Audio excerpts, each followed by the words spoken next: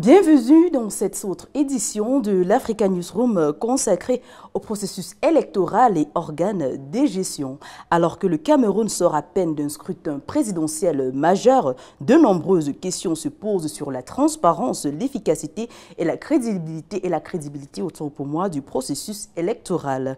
Quelle a été la performance d'Elecam? Les attentes des citoyens ont-elles été prises en compte? Pour en parler, nous avons sur ce plateau Madame Cyril Rolande Béchang, qui est directrice exécutive de Nouveaux Droits de l'Homme Cameroun. Madame Rolande, bienvenue chez Africa 24. Merci, bonjour à vous et bonjour à tous les téléspectateurs. Nous avons aussi Monsieur Jean-Paul Sengue, qui est expert électoral. Monsieur Jean-Paul, bienvenue chez Africa 24. Bonjour Madame Nana, merci de m'avoir invité. Et enfin, nous avons Monsieur Patrick Ondondo, qui est communicant du RDPC. Bonjour Madame la journaliste, bonjour aux fidèles téléspectateurs et bonjour, n'est-ce pas, aux panélistes qui sont présents ici.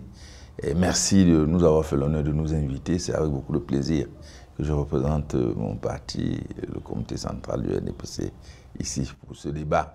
Et je ne vais pas manquer, n'est-ce pas, d'éclairer, selon nous, selon ce que la loi prévoit, ce que parlent les différents organes de gestion, parce que c'est ça que vous avez demandé.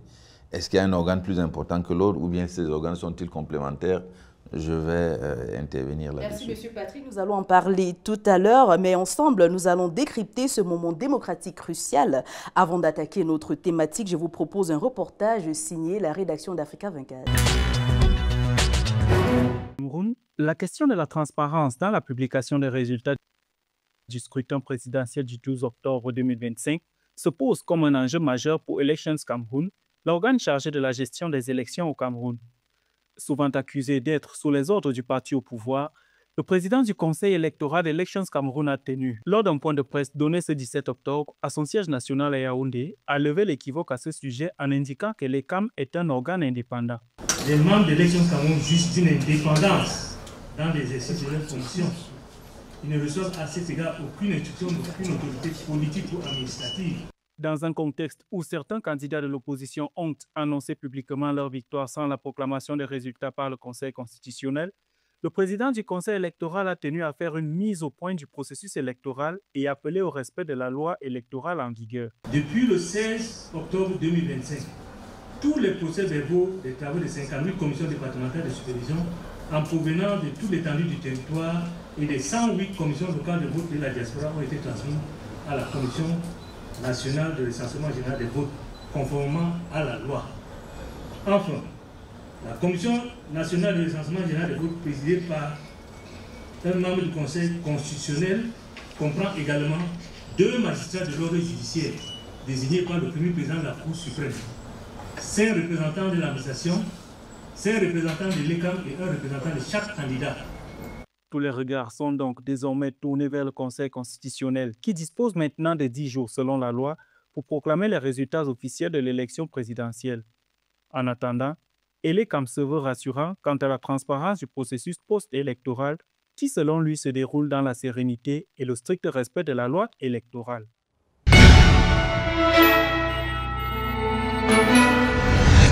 Mesdames, Messieurs, comme l'indique ce JT, le Conseil électoral d'Elecam a rendu public depuis le 17 octobre 2025 une déclaration sur le déroulement du processus post-électoral en vue de faire le bilan des opérations après le vote, rassurer sur la transparence du dépouillement et rappeler les prochaines étapes du processus électoral. Monsieur Jean-Paul, vous qui êtes expert électoral, dites-nous quel regard portez-vous sur le déroulement global du scrutin présidentiel de 2025 et aussi, pensez-vous que le calendrier électoral ait été respecté dans toutes les étapes?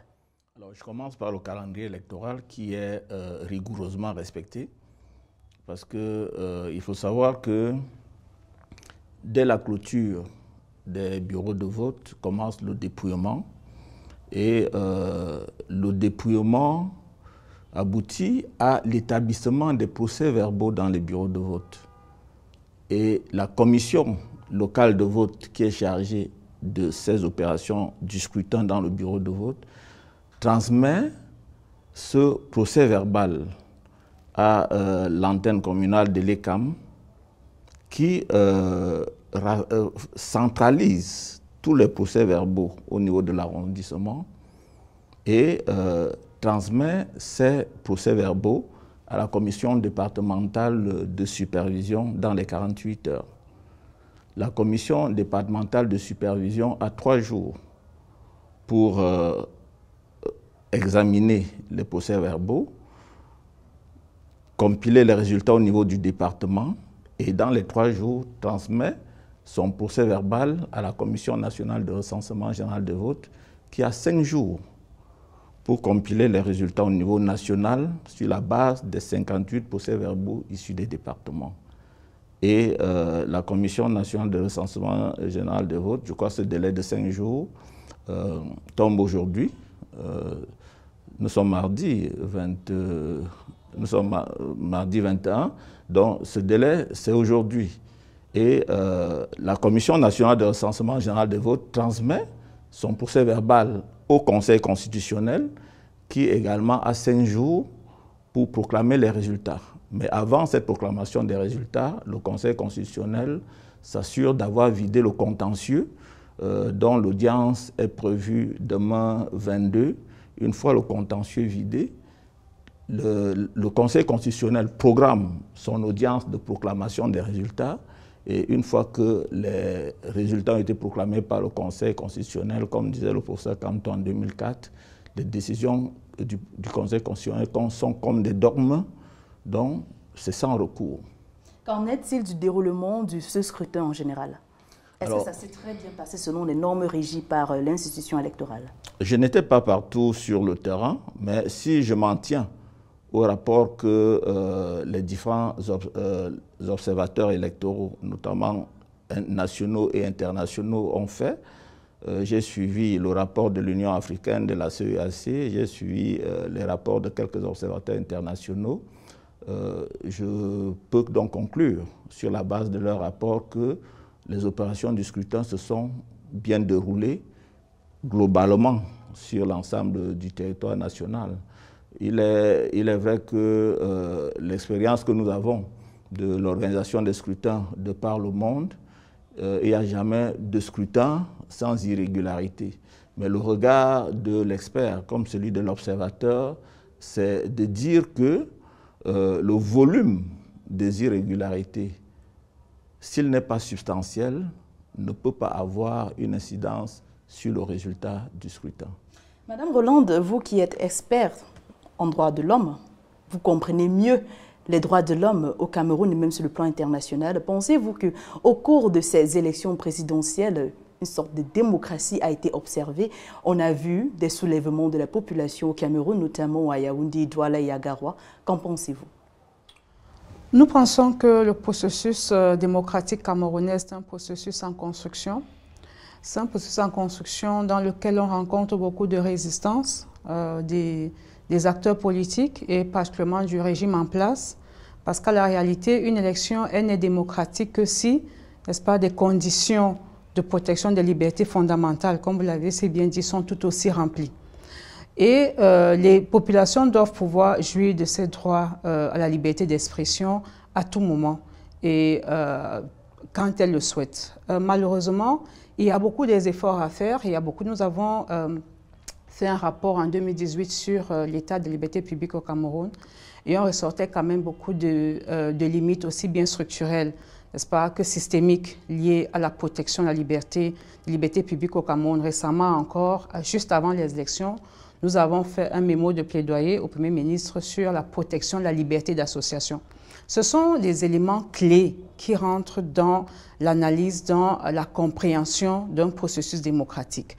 Malheureusement, de ce point de vue, on a encore des efforts à faire parce que la démocratie, ce n'est pas que l'élection le jour du scrutin, mais c'est effectivement comment est-ce que les libertés publiques, les droits humains sont perçus, comment est-ce qu'ils sont protégés et comment est-ce que les populations jouissent, n'est-ce pas, de ces droits-là. Donc, la question de la liberté d'association, c'est un problème. La question de la liberté d'expression, c'est un autre problème. Mais aussi la question de la protection des libertés individuelles qu'il faut remettre et re-questionner. Pas seulement vu n'est-ce pas, parce qu'il est violé par les pouvoirs publics, mais aussi comment est-ce que tous les Camerounais, la classe politique, n'est-ce pas, contribuent à la protection de ce droit. Je pense qu'on vit tous impuissants quand même à envoler la violence politique, la violence du discours, la violence dans les débats, qui quand même a des influences. La démocratie, c'est pas la violence. La démocratie, chaque personne doit pouvoir, en son âme et conscience, y participer, en tant que citoyen, en tant qu'acteur politique, en tant qu'institution.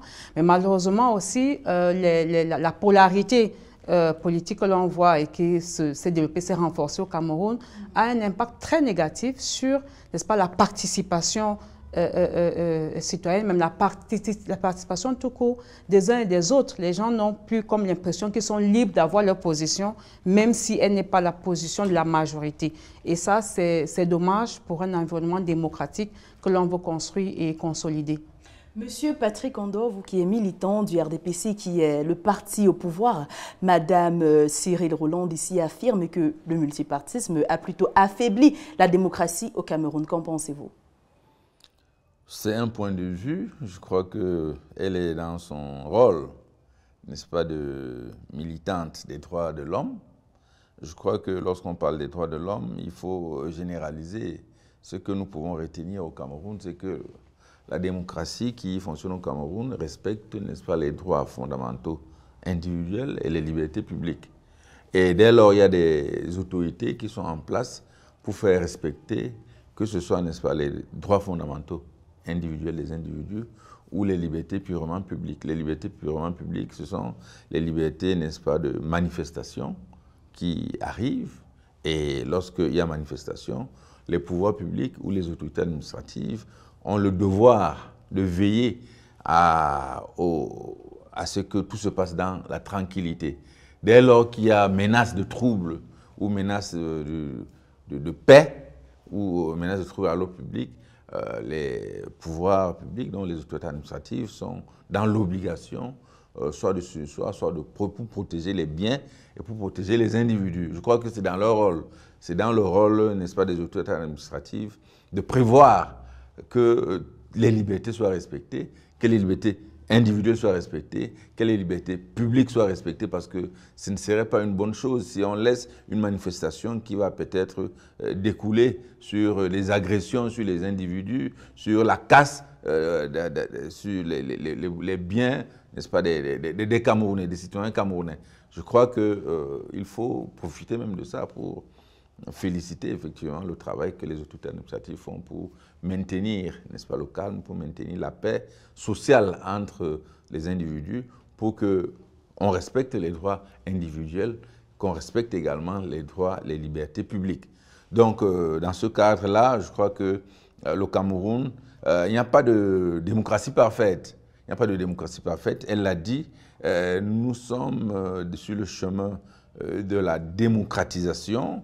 Donc, il n'y a pas nulle part au monde une démocratie parfaite quelque part. Je crois que la démocratie se perfectionne au jour le jour et dans presque tous les pays. C'est comme ça que lorsque vous allez comparer ce qui se passe ici au Cameroun par rapport à ce qui se passe soit aux États-Unis ou bien en France, vous comprendrez qu'il y a toujours une lutte une menace entre, n'est-ce pas, l'affirmation des libertés individuelles et l'affirmation des libertés publiques.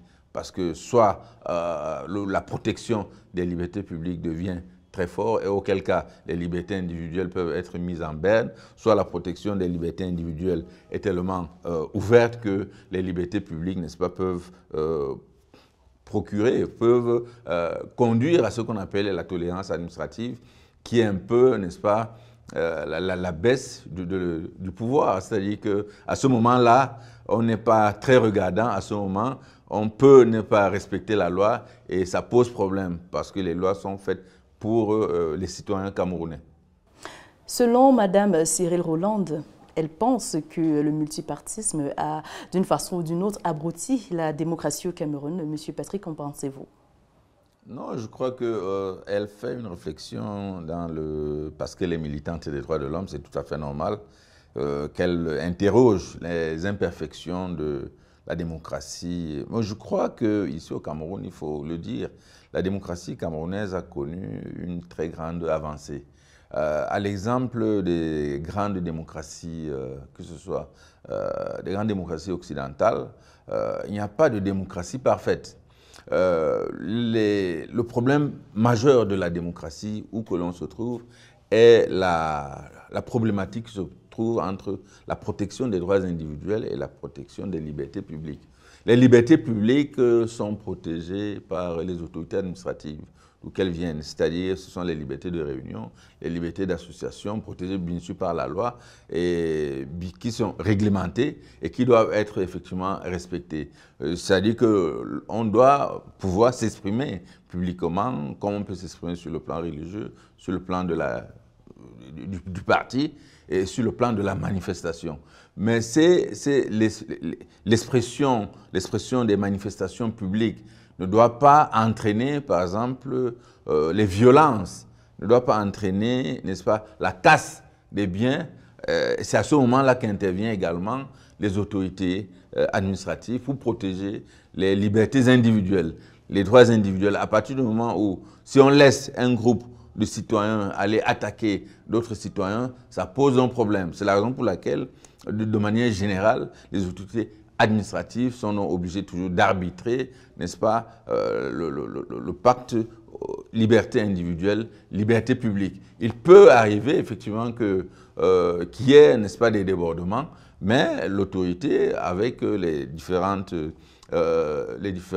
confidences ou les informations que les autorités administratives ont, les autorités ont intérêt effectivement à ce qu'il n'y ait pas, n'est-ce pas, ni que les libertés publiques ne soient pas comprimées, que les libertés individuelles soient également respectées. Donc le multipartisme, lorsqu'on aborde le multipartisme, c'est l'expression, c'est une idéologie commune. Cette idéologie commune ne doit pas mettre en mal, n'est-ce pas, la démocratie. Pourquoi? Parce que l'expression multipartiste ne doit pas entraîner les extrémismes ou les fondamentalismes. Parce qu'en réalité, lorsque vous militez pour une idéologie, vous espérez, à la fin d'une élection comme ça, que vous espérez que l'idéologie pour laquelle vous militez puisse, n'est-ce pas, gagner. Mais si ça ne l'emporte pas, vous ne pouvez pas, vous ne devez pas, n'est-ce pas, entrer dans les extrémismes pour pouvoir, parce que lorsque vous entrez dans l'extrémisme, fondamentalement, vous menacez la démocratie. Fondamentalement, vous menacez, n'est-ce pas, les libertés des autres citoyens. Il faut donc respecter le fait que le multipartisme doit absolument respecter la liberté des uns et des autres. Le multipartisme doit respecter la démocratie. En ça, la démocratie, qui est un perfectionnement permanent, peut effectivement être consacrée un jour. Et ça se trouve partout. La démocratie, c'est façonné par les institutions, notamment ELECAM. Mais quels sont les points forts et les faiblesses de l'organisation logistique par ELECAM cette année, M. Jean-Paul? Oui, je ne parle pas en tant que membre, en tant qu'expert, voilà. Donc je parle de ce que j'ai observé. Alors, il faut déjà préciser, et j'ai le devoir de le faire chaque fois que je prends la parole, parce que je suis également enseignant de droit électoral, je dois préciser qu'il est important que le citoyen sache quel est le rôle, la mission que la loi a assignée à ELECAM. Parce qu'il y a beaucoup de confusion dans les accusations qui sont portées contre ELECAM. ELECAM est principalement en matière de processus électoral, le pourvoyeur de la logistique électorale. L'ECAM doit s'assurer, en dehors des autres missions de stabilisation de la situation politique, par le dialogue avec les acteurs du processus électoral, auxquels sont généralement conviés les partis politiques, la société civile, l'administration et tous les autres acteurs qui interviennent dans le processus. En dehors de ce rôle-là de stabilisation de la vie politique, par le dialogue, essentiellement, c'est la logistique électorale. Il faut s'assurer que lorsqu'un processus électoral est lancé, le jour du scrutin, tout le matériel qui doit servir aux opérations du scrutin est disponible dans le bureau de vote. Pour le reste, ELECAM intervient dans le processus de transparence des opérations du scrutin comme membres des commissions mixtes électorales qui ont été créées par la loi comme des acteurs indépendants et autonomes à l'intérieur même du processus électoral. C'est ce que beaucoup de gens ne savent pas. La commission locale de vote qui siège dans le bureau de vote, l'ECAM n'est pas membre de cette commission. Sont membres une personnalité indépendante désignée par le responsable départemental de l'ECAM, mais ce président de commission locale de vote n'est ni employé de l'ECAM, ni membre de l'ECAM, et ne reçoit aucune instruction directe de l'ECAM par rapport à la conduite des opérations électorales. D'ailleurs, la loi lui donne tous les pouvoirs au sein de la commission locale de vote d'assurer la police, de faire expulser toute personne qui viendrait troubler les opérations électorales et de prendre toutes les mesures nécessaires en collaboration avec les forces de défense et de sécurité qui assurent la sécurité électorale, de prendre toutes les mesures pour que toutes les opérations électorales se passent dans de très bonnes conditions. Vous parlez très bien de commission mixte dans le processus électoral. Est-ce que ça veut dire que l'État devrait peut-être donner un pouvoir à temps plein à l'ECAM de pouvoir mieux gérer la transparence des élections? Alors notre processus, notre système électoral a établi un certain nombre d'acteurs et chaque acteur doit jouer son rôle. Pour l'instant, la loi dit que tel acteur doit jouer tel rôle. Donner les pleins pouvoirs à l'ECAM de gérer tout le processus électoral, comme cela se passe dans certains pays, en ce qui concerne les missions et le fonctionnement des commissions et administrations électorales, cela est possible, mais il faudrait que la loi soit réformée dans ce sens. Donc, vous parlez très bien de, je vais vous en venir, M. Petri, vous parlez très bien de reformulation de la loi, mais faudrait-il repenser la composition de l'ECAM pour renforcer sa crédibilité, M. Patrick Ondondo? Oui, je voulais juste ajouter à la suite de M. Tiengui que l'ECAM a mis sur pied un certain nombre de commissions qui, en réalité, sont effectivement des commissions indépendantes. Au niveau local, pour le déroulement, les opérations de vote, il y a donc la commission locale de vote, qui a donc pour compétence, effectivement, non seulement après dépouillement, prendre effectivement les résultats. Et s'il y a des contestations au niveau local, comme il a dit, le président du bureau de vote doit effectivement noter ces contestations sur le plan local avant de transmettre à l'ECAM au niveau communal. Oui, au niveau communal, l'ECAM compile donc, enfin rassemble les différents résultats qui y a eu lieu au niveau des commissions locales de vote. C'est au niveau, effectivement, de la supervision départementale que les résultats sont compilés, mais beaucoup plus chiffrés. C'est beaucoup plus les chiffres qui travaillent ici. Et la commission de supervision départementale ne peut pas changer, n'est-ce pas, un quelconque résultat qui sort de la commission locale. Tout se passe au niveau de la commission locale.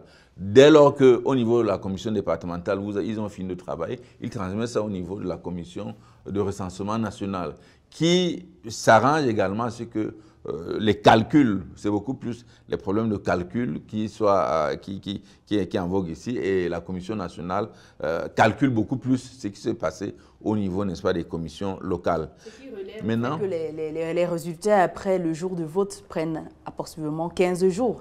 Et plusieurs Camerounais pensent vraiment que c'est un délai vraiment très long pour des élections dans un pays dit démocratique comme le Cameroun. Est-ce que vous pensez que l'ECAM ou alors l'État ne pourrait pas apporter une réforme concrète au processus électoral au Cameroun? Non, c'est beaucoup plus sûr que ça se passe au niveau manuel. Je le dis pourquoi? Parce que vous savez, l'informatique, les gens ont l'habitude d'attaquer le système informatique. Il y a eu des tentatives qui ont été faites pour l'ECAM. L'ECAM a été prudent de ne pas publier la liste nationale parce que les gens cherchaient effectivement à entrer dans le système pour faire véritablement, on ne sait pas exactement quoi. Vous savez, il y a de cela quelque temps encore, Radio France, c'est Radio France Internationale, qui a sorti un communiqué. Il y a des gens qui ont fait parler Radio France, alors que Radio France n'a jamais parlé sur les résultats. Donc, c'est pour vous dire que... C'est un système anarchique, oui, un système digital. C'est pour vous dire qu'il y a beaucoup de dangers parce qu'il y a des gens qui sont mal intentionnés, qui sont prêts, n'est-ce pas, à profiter peut-être des systèmes peut-être informatiques, s'ils ont la possibilité, Jean, pour pouvoir... on va revenir à vos propos, parce que Madame Cyril Roland, elle rit, elle sourit, elle dit, mais dites-nous Madame Cyril Roland, est-ce que vous êtes... Mon voisin, Monsieur Patrick, est en train de faire une fuite en avant impossible. Là. Ça dit qu'il est en train de faire un exercice compliqué à faire et on n'en a vraiment pas, c'est pas vraiment utile. Mais il faut, si on veut avancer, on doit dire les choses telles qu'elles sont. D'abord, je vais revenir sur la question de la réforme que vous avez posée dans le fond. C'est une question qui est fondamentale. La faiblesse de l'organe de gestion des élections qui est ELECAM, c'est une faiblesse qui est d'abord liée à la faiblesse du cadre juridique. M. Jean-Paul a bien fait de relever, on attend des choses de l'ELECAM, pourtant, ce n'est pas ce que la loi prévoit. Donc, le premier problème avec l'organe de gestion des élections au Cameroun, c'est la faiblesse du cadre juridique. Les Camerounais ont des attentes, ont pensé à un organe de gestion des élections d'une certaine manière, sauf qu'au moment de faire la loi, on l'a fait d'une autre manière. On l'a fait d'une manière qui n'est pas du tout de nature, il faut le dire, à garantir la crédibilité, la transparence du processus électoral. Vous savez, le docteur Kamga a écrit un livre, Les 100 problèmes du code électoral, juste après son adoption. Je fais partie d'un groupe de la société civile qu'on appelle Groupe de travail pour la réforme du code électoral, parce que ce code a lui, et je crois que tous les acteurs politiques d'ailleurs, je crois, même ELECAM, il n'y a que le RDPC qui est résistant à l'idée de la réforme. Je me souviens que lors du rapport, après l'élection de 2011, le rapport d'Elections Cameroun rappelait bien, demandait parmi les recommandations une réforme de ce code électoral. Et je crois qu'en 2018 aussi, ce rapport a mentionné des écueils qui étaient liés à la loi qui ne les permettait pas de faire leur travail tel qu'ils auraient voulu le faire. Donc la question de la loi, de la réforme, ce n'est plus une question qu'il faut se poser, c'est un problème qui est réel. Et donc je pense que nous gagnons tous. Et puis ce sera vraiment instrumental pour la suite du processus, la consolidation, comme on disait, la préservation des acquis. Je pense qu'on a quelques acquis, mais qui malheureusement sont en train de chambouler parce qu'effectivement, on ne travaille pas à la consolidation. Il faut des réformes, c'est urgent, c'est important. Sur la question des résultats. Une réforme pour ELECAM, vraiment, c'est une question qui reste très pertinente, pas seulement sur ce panel, mais en vue de tout Camerounais qui nous regarde, bien qu'il nous reste beaucoup à élaborer. Mesdames, Messieurs, nous marquons une pause et nous vous revenons dans un instant.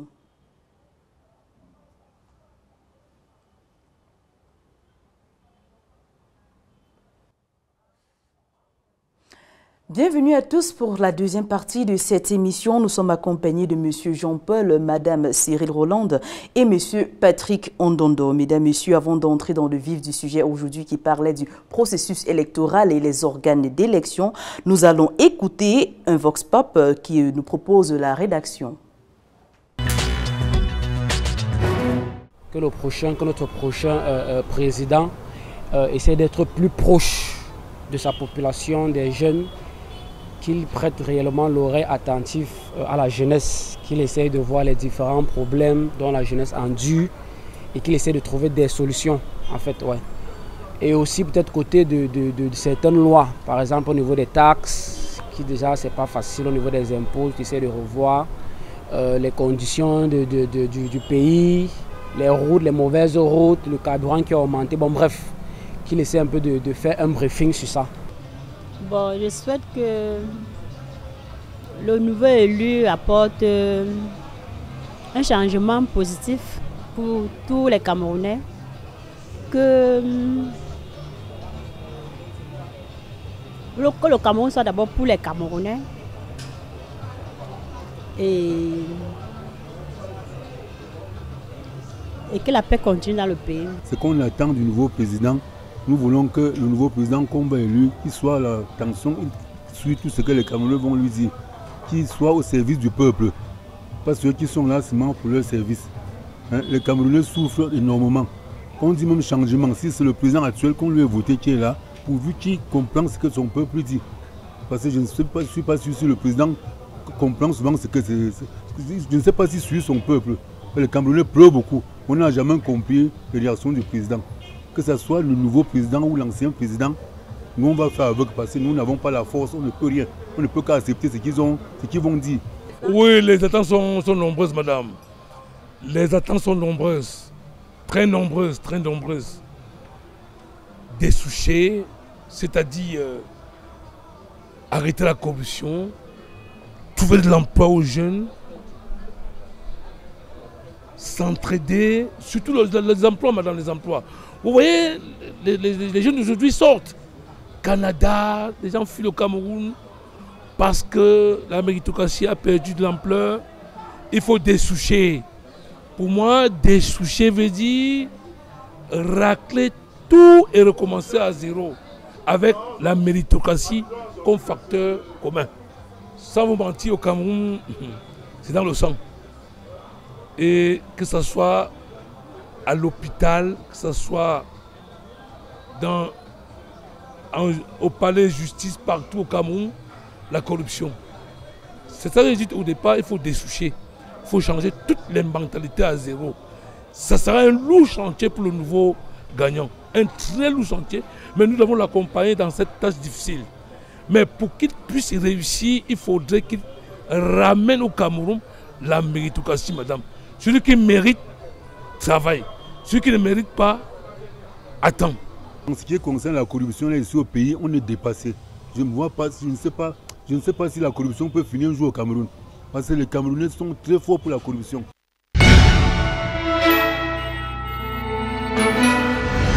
Nous avons là des Camerounais qui veulent du changement, qui veulent une amélioration de la situation dans le pays. Mais avant tout cela, ça commence dans les institutions électorales, ça commence dans les urnes. Et tout à l'heure, avec Mme Cyril Rolland, vous étiez en train d'affirmer qu'effectivement, le Cameroun a besoin de cette réforme-là. Effectivement, le Cameroun a besoin de réformes à tous les niveaux. Je crois que lorsqu'on entend les Camerounais, on comprend la profondeur, on comprend le niveau de la souffrance, mais aussi le niveau des attentes, n'est-ce pas, qui sont très élevées pour toutes les institutions qui concourent, n'est-ce pas, à l'expression démocratique. Et parmi ces institutions, bien entendu, Elections Cameroun. Elections Cameroun, sa source juridique, c'est le code électoral. C'est pour ça que lorsqu'on parle des réformes, on parle de la réforme du code électoral, parce que c'est qui organise, c'est qui donne le pouvoir, c'est qui définit, n'est-ce pas, toutes les missions et même le déroulement des opérations, comment est-ce que Elecam se déploie, c'est bien évidemment inscrit dans le code électoral. Parce qu'il faut dire que Elecam est chargé, selon le code électoral, est une institution indépendante, autonome chargée des élections du processus référendaire, la supervision. Donc ça ne se limite pas à une affaire, comme on l'a présenté au début, de l'opération, du déroulement du vote le jour du scrutin. Il y a la question, par exemple, du fichier électoral. On a parlé tantôt de, lorsqu'on était en offre, si on pouvait élire électroniquement, mais sauf qu'on avait en 2012 ici, n'est-ce pas, lancé une opération nationale de refonte des listes électorales. Et Elecam s'est doté, bon, c'est ce que nous pensons, du matériel et des ressources suffisantes, n'est-ce pas, pour avoir un fichier électoral qui soit convenable. Mais malheureusement, on se rend compte que malgré tout ceci, et malgré les affirmations, par exemple, de toilettage, n'est-ce pas, que Elecam affirme avoir fait, mais on se retrouve en période électorale avec, n'est-ce pas, des gens qui ne retrouvent pas leur nom sur les listes, des décédés que l'on retrouve sur les listes électorales, n'est-ce pas, des bureaux de vote, des gens dont les noms ont sauté d'un bureau de vote à un autre. Je pense vraiment à tous les niveaux. Et même après, lorsqu'on parle de la phase post-électorale, vous savez, lorsqu'on juge, il est seulement le juge du scrutin, d'accord. Je pense que globalement, on a vu qu'au niveau du matériel, au niveau du déploiement, mais on s'attend à ce que Elecam soit comptable du processus électoral jusqu'au bout.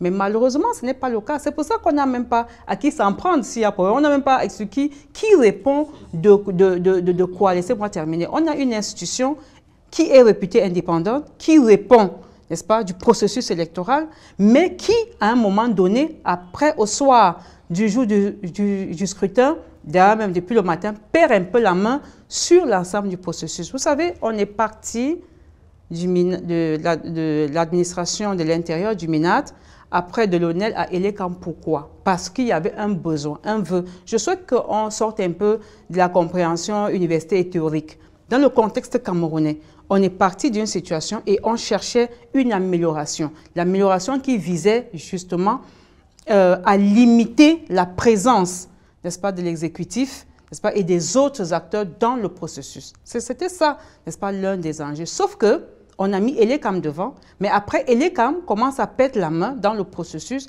à partir d'un moment qui est un moment crucial. Et c'est pour ça que nous vivons ce que nous avons actuellement au Cameroun, et on en parle depuis un certain temps. Tout peut basculer, on peut avoir de la violence, on peut avoir... Mais pourquoi? Parce que les gens doutent, il n'y a pas de confiance, n'est-ce pas, en ce qui est en train de se passer depuis le 12 à 18h30 jusqu'à la proclamation des résultats.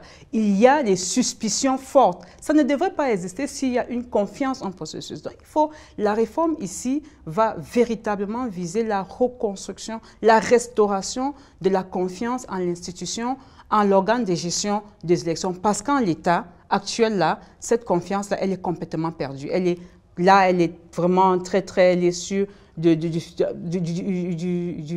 un fil très fin au Cameroun. Et ça, on n'aurait pas dû arriver là si, par exemple, avant, le code électoral, je pense que ce qui est embêtant au Cameroun, c'est qu'on parle des problèmes, mais après, il n'y a pas une véritable volonté réelle de résoudre, d'apporter des solutions qui soient des solutions acceptées par tous.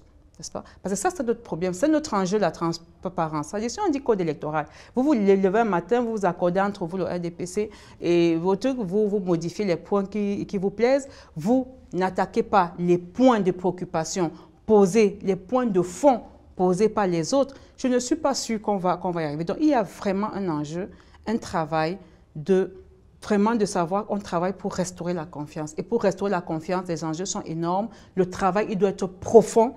Il doit dépasser nos simples ambitions politiques et replacer véritablement le Cameroun au centre et la démocratie que nous construisons au centre de nos préoccupations en tant qu'acteurs. Monsieur Jean-Paul, vous qui comprenez mieux le processus électoral au Cameroun, dites-nous, est-ce que ce processus est parfaitement fondé? Est-ce qu'il n'y aura pas place pour des réformes éventuelles? Alors, je dois dire, et ceci, je vais le dire de manière forte, la réforme ne garantit pas la transparence. Et je m'appuie sur les deux notions, confiance et transparence, pour vous dire que le système électoral camerounais, tel qu'il fonctionne en ce moment justement, est un système qui a été basé sur la confiance. Le législateur a voulu que, entre les acteurs, qu'il y ait cette confiance qui amène tous les acteurs du processus électoral à accepter les résultats sortis des urnes. Alors la confiance, au niveau législatif, elle a été institutionnalisée comment? Le choix du législateur de créer des commissions mixtes électorales qui sont chargées de la transparence des opérations du scrutin, de la centralisation et de la comptabilisation des résultats, en faisant en sorte que toutes ces commissions-là soient mixtes, c'était justement pour qu'il y ait transparence et qu'il y ait la confiance. Comment cela se passe? Si chaque acteur jouait son rôle, au niveau de la commission locale de vote, où se déroulent les opérations du scrutin, tous les candidats seraient représentés. Chacun repartirait, chaque représentant candidat, en dehors du représentant de l'administration qui assure les intérêts de l'État, de l'ordre public et tout, et du président du bureau de vote chargé de la coordination générale des opérations du scrutin, chaque représentant de candidat repartirait avec un procès verbal établi ce jour-là. Et je dois dire fortement que ce n'est que ce procès verbal qui est la preuve de ce qui s'est déroulé dans le bureau de vote. C'est ce procès verbal qui assure la transparence du scrutin. Et la transparence et la confiance sont également assurées au deuxième niveau de centralisation et de traitement des résultats, qui est la commission départementale de supervision. Le président du tribunal de grande instance du ressort, qui est un magistrat, trois représentants de l'administration, 3 représentants d'Elections Cameroun. Vous voyez que Elections Cameroun n'est que membre. Autre membre, un représentant de chaque candidat. Alors, quand cette commission siège, vous comprenez très bien que les représentants des candidats ayant participé à l'élection peuvent être majoritaires et avoir une influence sur la transparence des opérations qui vont se dérouler au sein de la commission. Troisième niveau de traitement et de centralisation des résultats, Commission nationale de recensement général des votes, président, un membre du Conseil constitutionnel désigné par le président du Conseil constitutionnel, deux hauts magistrats de la Cour suprême désignés par le premier président de la Cour suprême, 5 représentants de l'administration désignés par le MINAT, 5 représentants de l'ECAM et 1 représentant de chaque candidat. C'est ce concept-là, cette orientation participative qui assure la transparence du scrutin. Alors, lorsque des candidats sont défaillants, parce qu'ils n'ont pas pu désigner des représentants au niveau de la commission locale de vote, ça veut dire 31 000 et plus par rapport au nombre de bureaux de vote. Si vous n'avez que 5 000 représentants ou 1 000 représentants et que vous contestez ce qui s'est passé ailleurs, vous n'avez pas la preuve qu'il y a eu des fraudes. Ce n'est pas parce qu'un individu a filmé je ne sais pas trop quoi dans un bureau de vote ou dans sa chambre et a publié sur les réseaux sociaux que vous allez dire qu'il y a eu des fraudes massives. Il faut que tous les acteurs du processus électoral au Cameroun jouent effectivement leur rôle. Ils doivent être présents là où la loi a dit qu'ils doivent être présents. En 2015, j'ai participé à la 12e conférence des administrations et commissions électorales européennes à Bruxelles et nous avons présenté ce système participatif qui a été jugé transparent, meilleur que la plupart des systèmes qui sont utilisés dans le monde.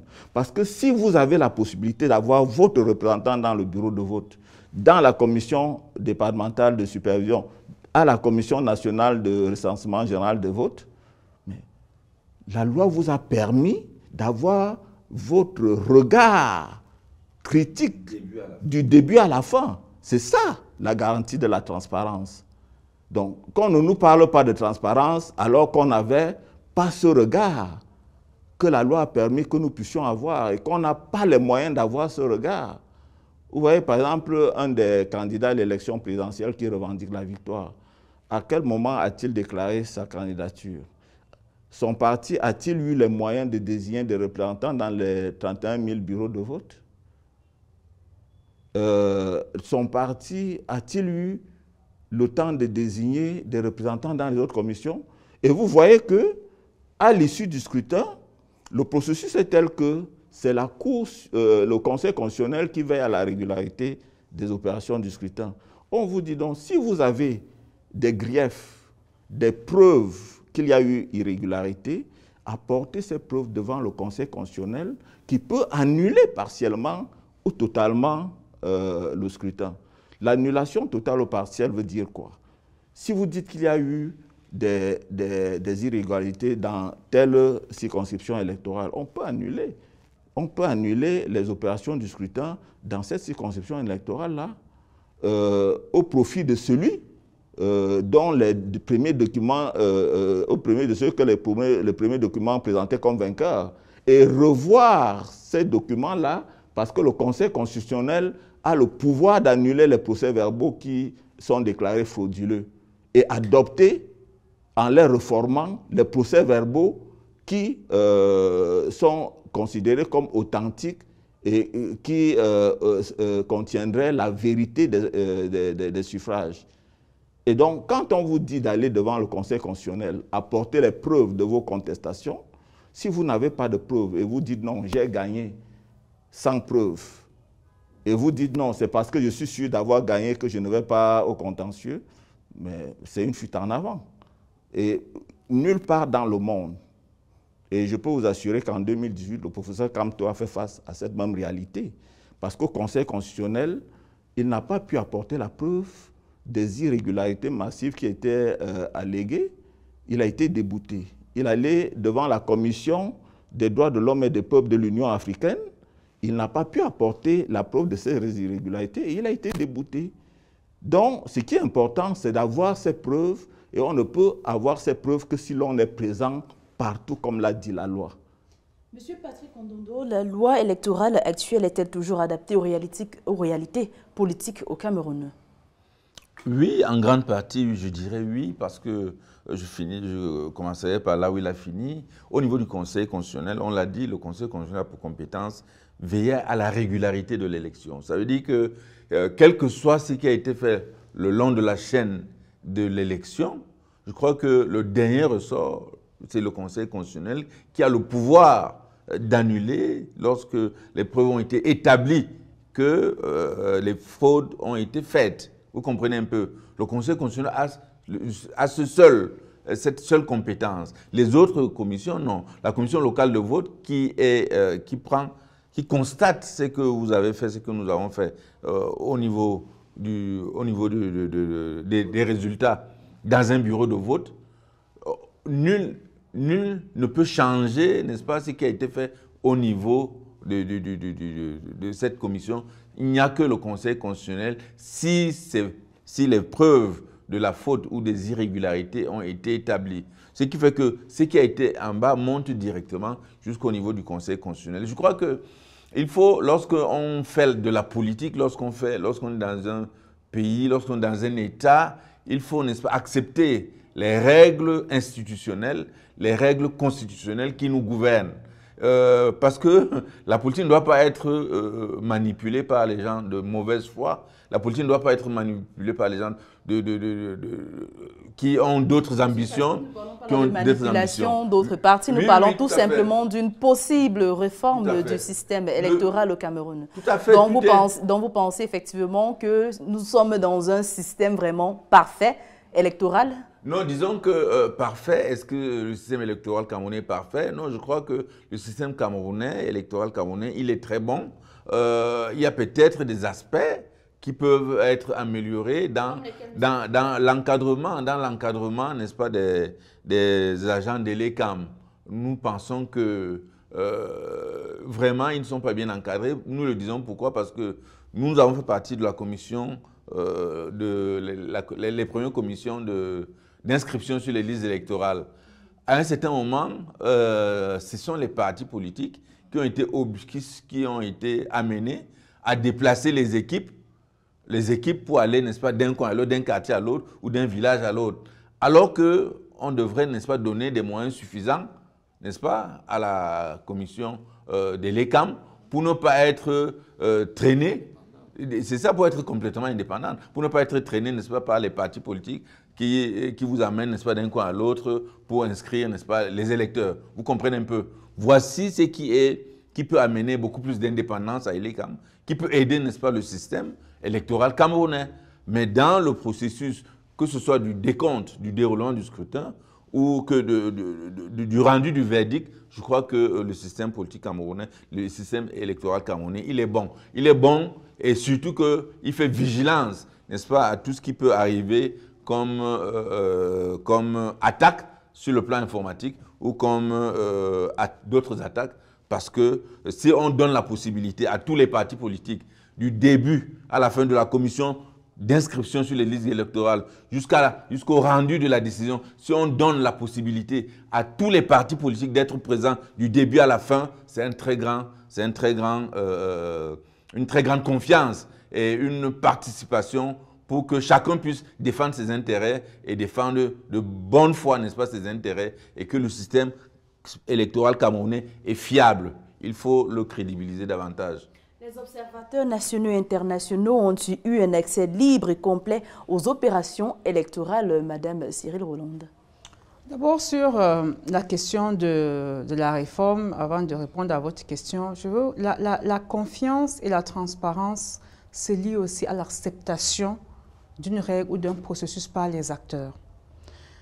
Il est établi que tous les acteurs, en dehors peut-être du parti au pouvoir, parce que peut-être, bon, il a dit il y a quand même quelques points, en dehors du parti au pouvoir, mais il n'y a pas, le processus électoral, ce n'est pas que le RDPC. Un processus électoral pour une nation, c'est les partis politiques, c'est les acteurs de la société civile, c'est les citoyens. Il y a plusieurs autres acteurs. tous les acteurs, les autres, ne peuvent pas appeler à la réforme et puis vous estimez que tout va bien et qu'un procès est transparent et qu'on a confiance en ce processus. Je pense que même ça, c'est un élément important. Comment est-ce que les acteurs acceptent les règles du jeu? C'est extrêmement important. Et pour embrayer sur la question de l'observation des élections, dans le cadre de l'élection présidentielle 2025, là, c'est le MINAT, le ministère, l'administration territoriale, qui accrédite les observateurs. Il est revenu de manière générale que le nombre des observateurs accrédités a été très limité parce que tous les organismes, en tout cas nouveaux, et je l'ai lu aussi dans le communiqué de la conférence épiscopale nationale, où à chaque fois, comme nous, le nombre demandé n'a pas été le nombre accordé. C'est-à-dire que si vous avez fait un nombre de 100, vous avez à peu près un tiers d'accréditation qui vous a été accordé par le MINAT. Jusqu'ici, il n'y a pas d'explication du pourquoi, mais ça, c'est un premier problème. Un deuxième problème, c'est le déploiement, c'est-à-dire que la communication qu'il y a eu autour, il y a eu deux communications. Il y a eu le MINAT qui a fait la sienne par rapport à l'observation des élections. Il y a Elections Cameroun qui a fait sa propre concertation avec les observateurs. Donc là encore, je parle de ça pour citer les points, n'est-ce pas, où on a besoin de réformer, où on a besoin d'en parler et de dire qu'est-ce qu'il faut faire à l'avenir. Mais après, les observateurs, pour ceux, n'est-ce pas, malgré les nombres réduits, on a pu se déplacer aisément et librement sur l'ensemble du territoire national. Merci beaucoup, Madame Cyril. Je peux ajouter quelque chose. En quelques mots, parce que... Ce qu'elle a peut-être au mieux dit est que, en fait, sur le terrain, lorsque le vote a été fait, l'espère nous l'a dit ici, le RDPC s'est retrouvé comme le seul parti qui avait les plus de 31 655 représentants. Mais il y a les autres partis, beaucoup de partis n'avaient pas de représentants dans certains bureaux. Vous comprenez un peu? Et ça dérange un peu. Ça dérange un peu quand les partis ne s'arrangent pas, ne s'organisent pas pour être représentés, n'est-ce pas, partout dans les bureaux de vote. Mais les responsables de l'EC ont été obligés effectivement de travailler avec ceux qui étaient là et de travailler de bonne manière. Merci, Monsieur Patrick. Nous allons mettre fin à cette émission. Au-delà des chiffres et des discours officiels, c'est la confiance des citoyens dans des institutions qui font de la solidité et de la démocratie, bien sûr. Le processus électoral au Cameroun évolue certes, mais il reste perfectible. Espérons que les enseignements de ce scrutin permettront à bâtir un cadre plus inclusif, plus transparent et plus représentatif pour les échéances futures. Pour vous apporter plus de propos sur ces institutions, nous étions accompagnés de M. Jean-Paul, Mme Cyril Roland et M. Patrick Ondondo. Mesdames, Messieurs, merci de nous avoir suivis. Nous restons connectés.